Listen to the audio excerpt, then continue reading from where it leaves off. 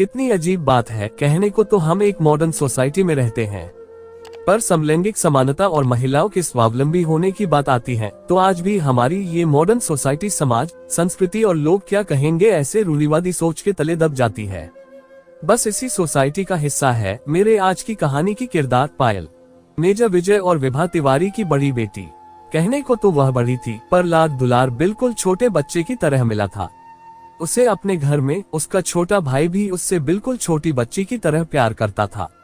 बचपन से ही वो सबकी पसंदीदा थी और उसका टेडी बेयर जैसा गोलू मोलू वाला लुक उसे और क्यूट बना देता था।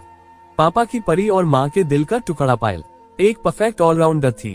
पढ़ाई, सिंगिंग, डांसिंग, डिबेट सब में अव्वल। बचपन से ही पायल यही देखा था और जाना था कि वो और उसका भाई दोनों ही अपने माँ बाप के लिए एक समान हैं। हाँ, अपने मोहल्ले में उसने इस तरह की बातें जरूर सुनी थी और देखी थी जहाँ लड़के और लड़कियों में भेदभाव किया जाता था, पर ये उसने अपने घर में कभी महसूस नहीं किया और नहीं देखा। शायद यही वजह थी कि वो अपनी फैमिली को बेस्ट नहीं बेस्टेस्ट मानती थी।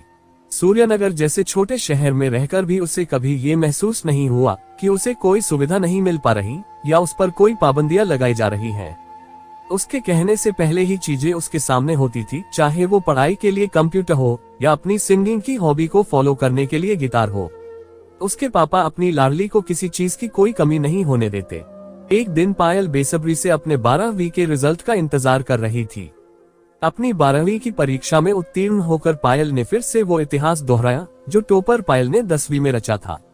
घर में होली दिवाली जैसा माहौल था, रिश्तेदारों के बधाइयों की लाइन लगी हुई थी, मिठाइयों से घर भरा पड़ा था और आज एक बार फिर अपनी बेटी की वजह से मेजर साहब का सीना गर्व से फूला नहीं समा रहा था। अपने पापा के आंखों से खुशी के आंसू छलकता देखकर पायल ने झट से उन्हें गले से लगा लिया और राहत की लंबी सांस ली। आखिर यही तो उसके जीवन का इकलौता मकसद था जो शायद हर बेटी का होता है, अपने पापा को प्राउड फील करवाना।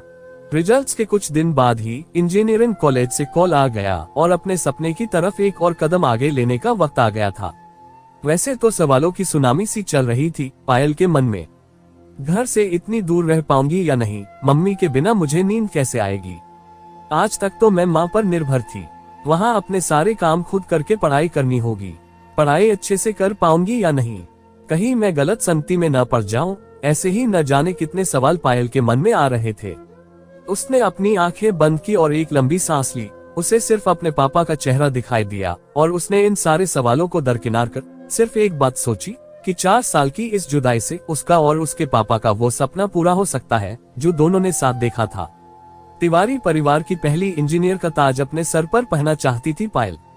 अपने दिल को मजबूत कर पायल ने माँ पापा का आशीर्वाद लिया और चेहरे पर मुस्कान लिए चल पड़ी वो ट्रेन में बैठकर अपने उस सपने को पूरा करने जो उसने और उसके पापा ने साथ देखा था। दोस्तों, आगे की कहानी सुनने के लिए चैनल को सब्सक्राइब जरूर करें। धन्यवाद।